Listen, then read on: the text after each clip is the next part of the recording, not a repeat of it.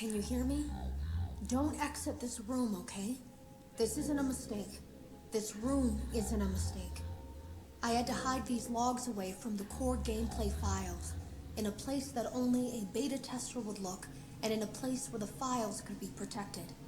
I just really, really hope that the next development team finds this before the game is released to the public. This game has some kind of malicious code in it that we haven't been able to fully contain or even understand for that matter.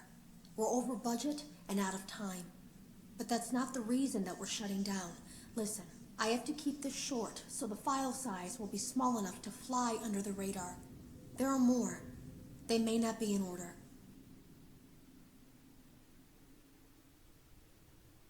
I saw it for the first time today. There was a character I couldn't make out who it was, standing at the end of the hall. I thought it was just bugged out, so I made a note of it and kept playing. But then it was looking in the window, and not like Chica or Bonnie would. It was like it was actually looking in the window, seeing what I was doing.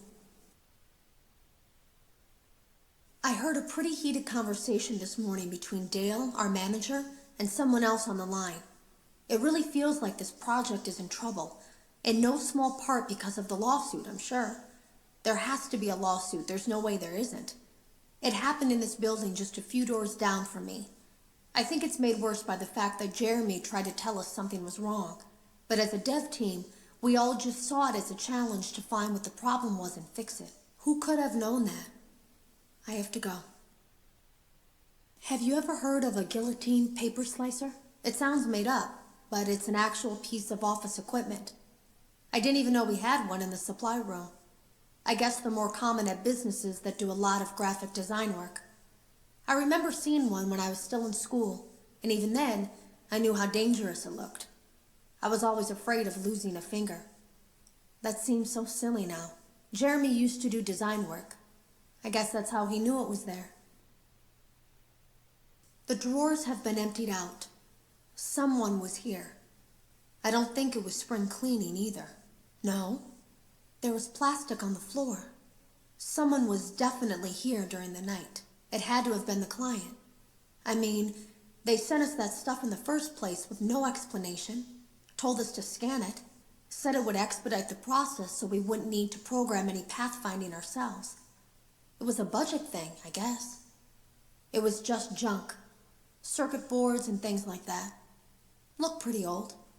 Somehow, though, there was usable code on some of it. It seemed to take hold by itself. Things started changing. But then, he started appearing.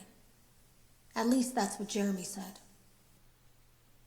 I came in early that morning. No one else was there. At least that's what I thought. The supply room was lit. I didn't even notice Jeremy standing in the testing room as I walked past. The supply room was so bright, glowing from all the way down the hall. Jeremy complained of nightmares when he came in this morning. He wasn't talking about it like someone telling a friend about his dreams, though. He was pale. Looked like he hadn't eaten in days. He spent an hour talking in Dale's office, but it didn't look like he was given much sympathy. When he came out, he went directly back to the testing room. He doesn't even jump anymore. Nothing scares him. He just stands there like he's talking to someone. Sometimes he rocks from side to side. We were told to leave him alone. I knew I was in line to do the testing next. They'd been prepping me for it. I guess they knew that Jeremy would need to be replaced soon. You can always tell when a company is getting ready to fire someone. They start giving out written warnings for silly things, making sure to build a paper trail and make a case for a firing. Things that normally no one would care about suddenly become grave offenses, all worthy of being written and documented. I guess it works two ways, because it also encourages a person to quit rather than be scrutinized so heavily. I think Jeremy was too far gone to consider that option, though. The thing about it is that I don't think they were going to fire him because of anything he was doing wrong. They just knew he'd seen something. They needed to discredit him. There was something that looked like a Halloween mask laying on the floor. I didn't understand.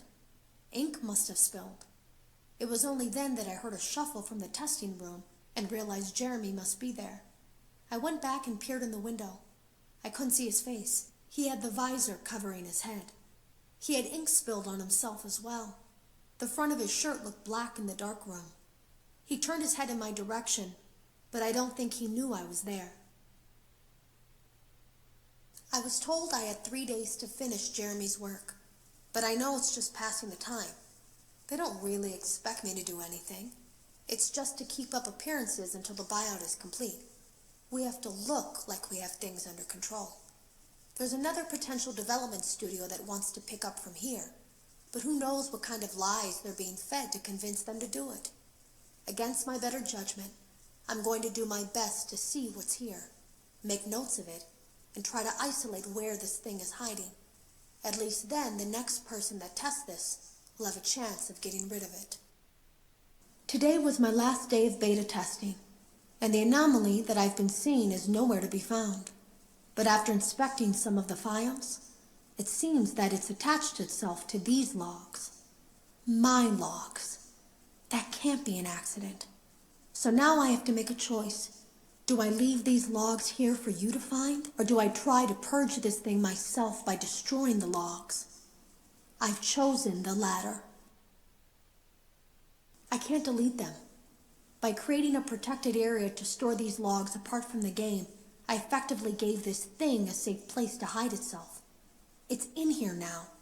I may not be able to delete it, but I might be able to do something else now that it's attached itself. I have an idea. They lied to us. They lied to all of us. They told us that the whole point of this VR game was to undo the bad PR done by a rogue indie game developer who supposedly made up a bunch of crazy stories that tarnished the brand. But that's not true at all. In their haste to develop this VR game and clear their name, they sent us some things I don't think they intended us to see, such as a hard drive containing emails between Fazbear Entertainment and a certain indie developer. Fazbear Entertainment hired the game developer. Those indie games were designed to conceal and make light of what happened. This isn't just an attempt to rebrand. It's an elaborate cover-up, a campaign to discredit everything. I ran a fragmentation program on the area of memory that was storing these logs for you. I effectively broke the files into pieces and broke the anomaly along with it. That means that you won't have my warnings to guide you, but hopefully it also means that this anomaly, this virus, or whatever it is, will remain broken and unable to do more damage. Hello. You don't know me.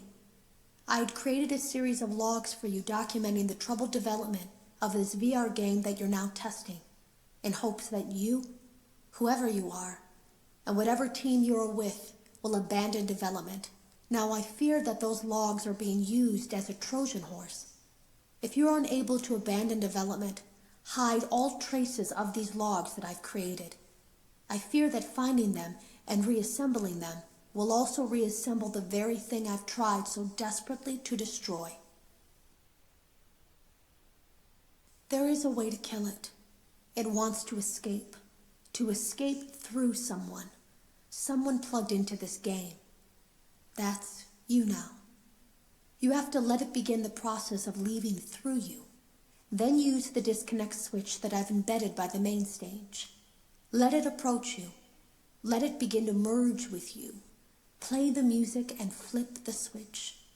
That will cause a hard restart of the game and flush the memory, effectively killing it. I hope. I don't know when it will come for you.